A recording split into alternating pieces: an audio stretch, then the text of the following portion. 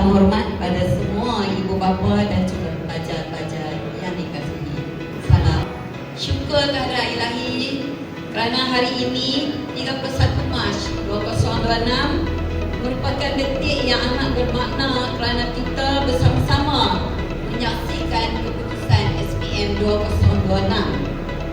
Di sini cikgu ingin mengucapkan tahniah kepada semua calon SPM 2026.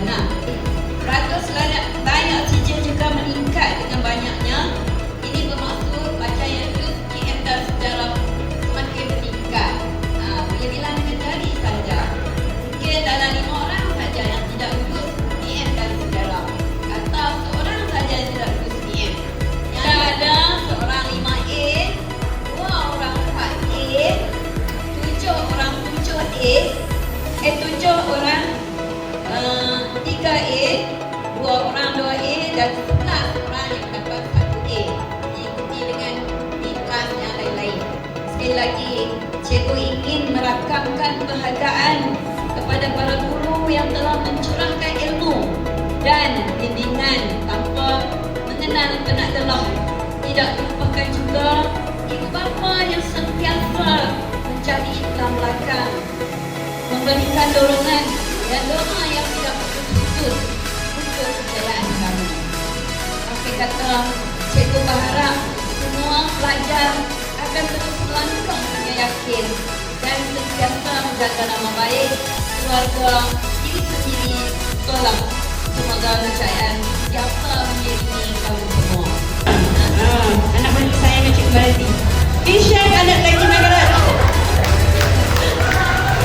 Akhirnya lulus Kishan.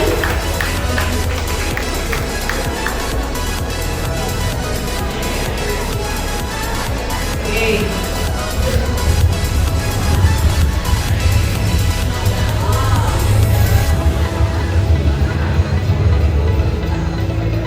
Seterusnya, Lashika Izara binti Nur Azizan.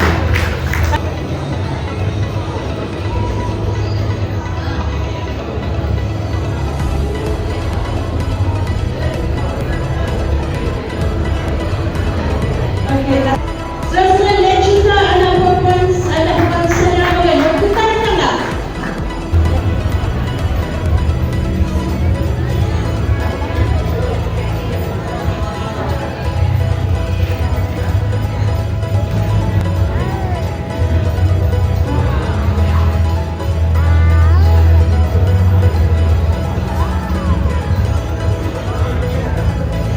Seterusnya dijemput Position. Ada tak Position? Ini untuk maklumat untuk yang SPM 2025, jika anda tak puas hati dengan nilai yang kamu dapat, kamu boleh buat semakan semula. Okay? Semakan semula bermula 30 hari sahaja daripada hari ini.